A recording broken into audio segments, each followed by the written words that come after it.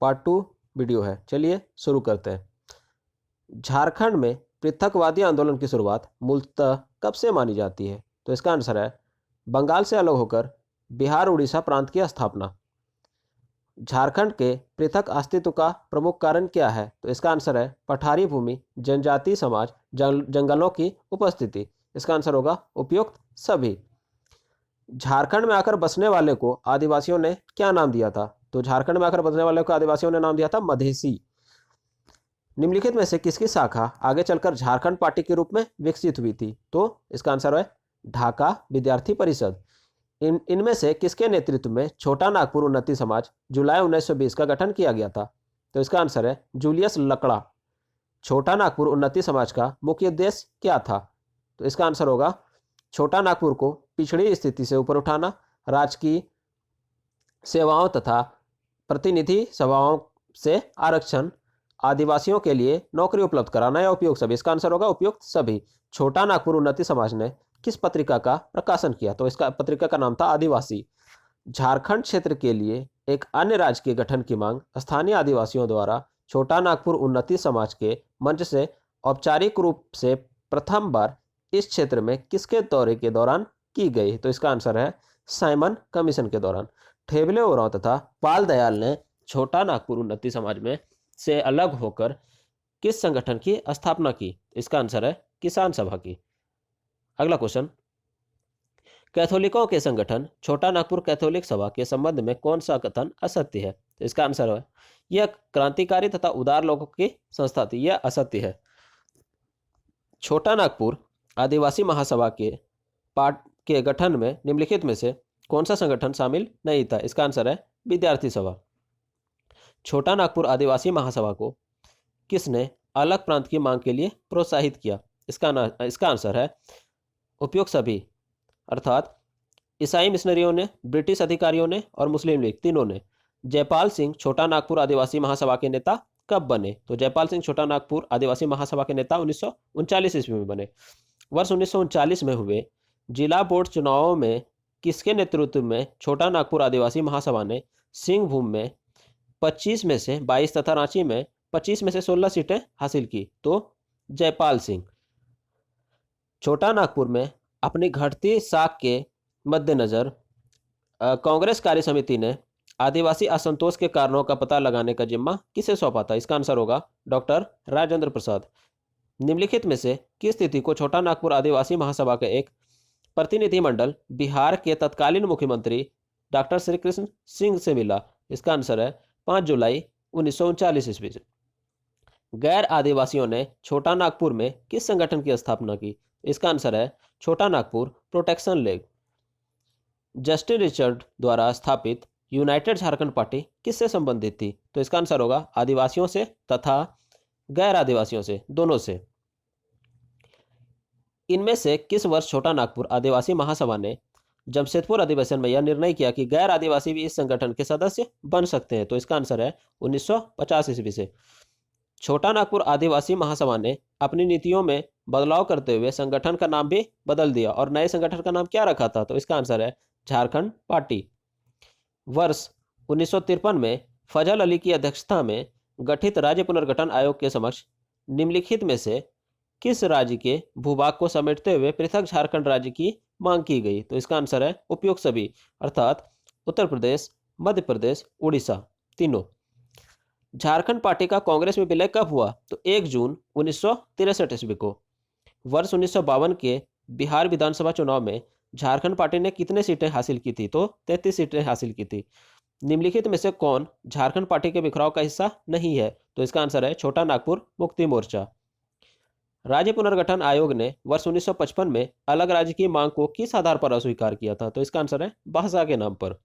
इसका आंसर है भाषा। जनजाति भाषा में हुल का अर्थ क्या होता है? हुल का अर्थ होता है क्रांतिकारी। इनमें से किस स्थिति को राष्ट्रपति के समक्ष 6 सूत्रीय मांग पत्र रखते हुए झारखंड में विश्वविद्यालय तथा हाई कोर्ट की स्थापना की मांग की गई? इसका आंसर है 7 मार्च 1953 को। झारखंड आंदोलन को कमजोर पड़ते देख वर्तमान झारखंड प्रदेश के विभिन्न जिलों में पार्टी के नेतृत्वकर्ता के श्रृंखला तैयार हुई। इनमें से कौन शामिल नहीं था? तो हजारीबाग के अलगू मांझी शामिल नहीं थे।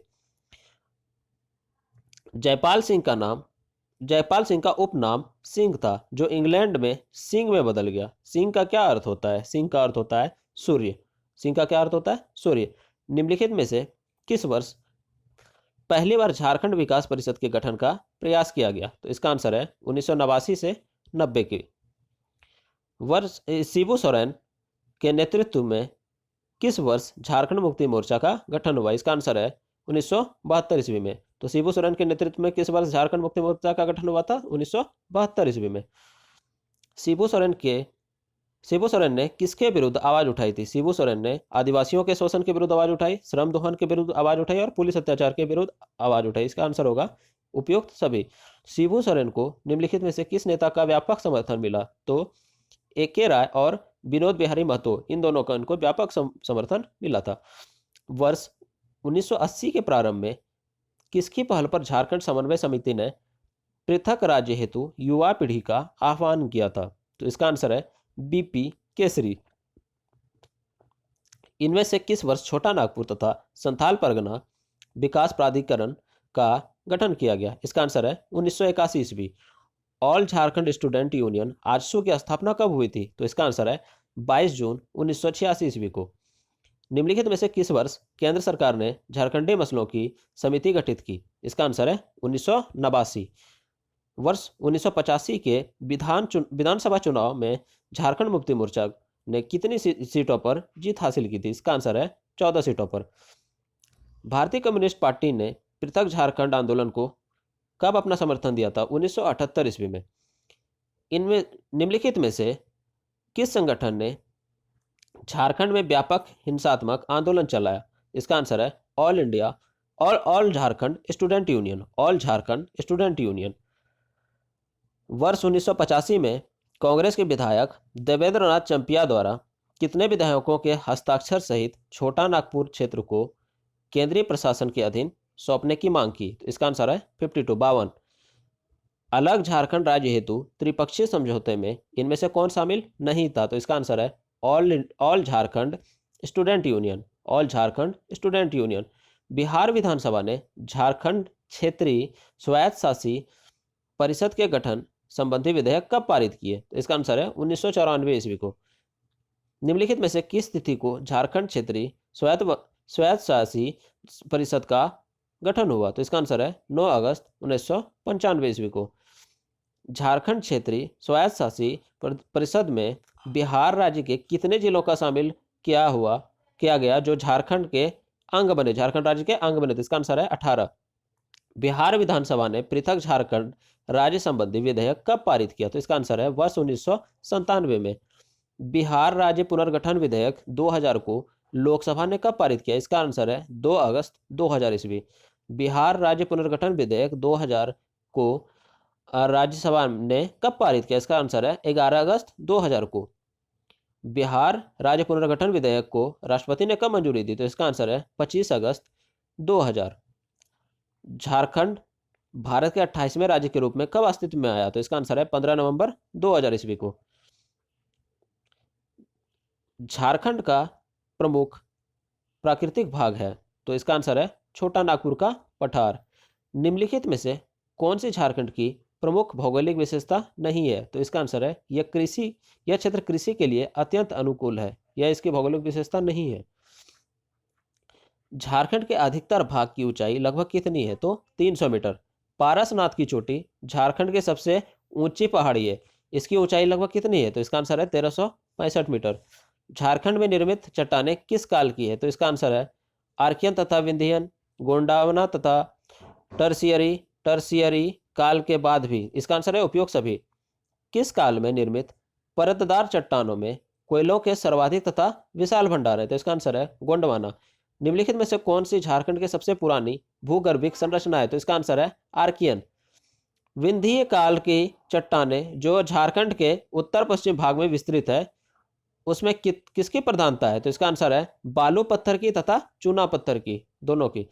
झारखंड के किस भाग में राजमहल ट्रैम्प की चट्टानें हैं? तो इसका आंसर है उत्तर पूर्व।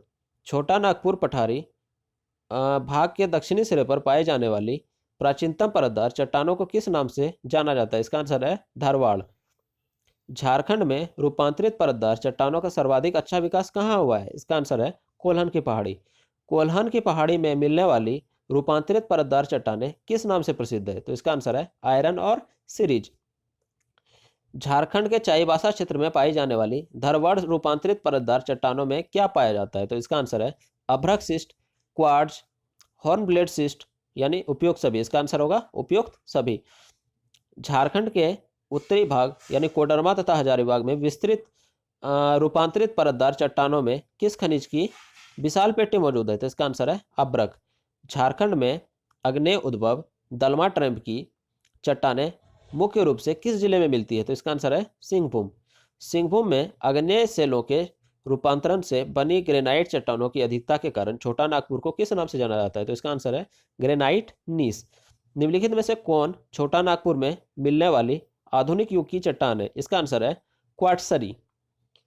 राजमहल ट्रैम्प की चट्टानें निम्नलिखित में से किस जिले में मिलती है? तो इसका आंसर है साहेबगंज, दुमका, गोड्डा, उपयुक्त सभी। इसका आंसर है उपयुक्त सभी, मतलब साहेबगंज, दुमका, गोड्डा सभी जिले में मिलती है।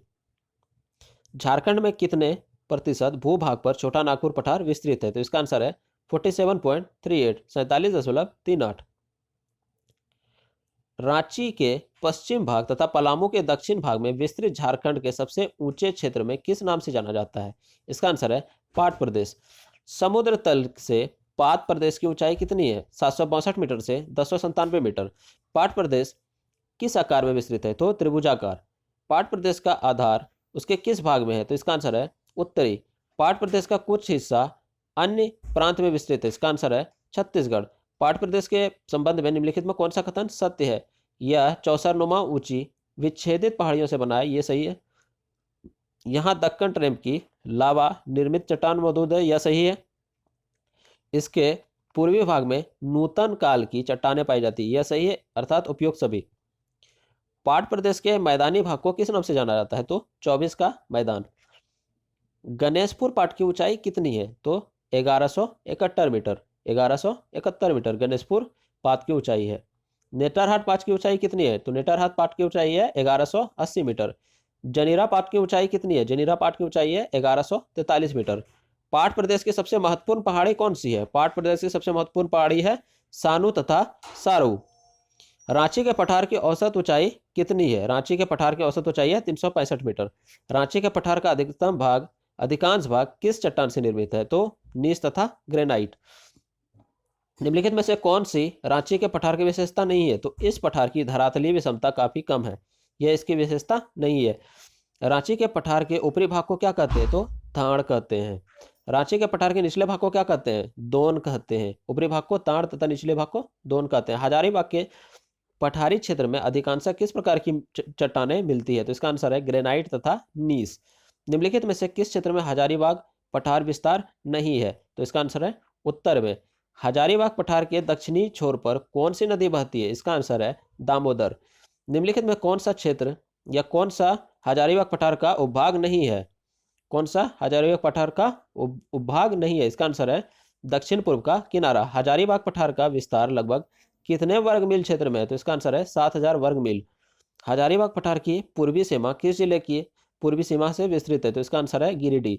राजमहल की पहाड़ियां तथा संबंधित मैदान छोटा नागपुर पठार के किस भाग में स्थित है? इसका आंसर है उत्तर पूर्वी।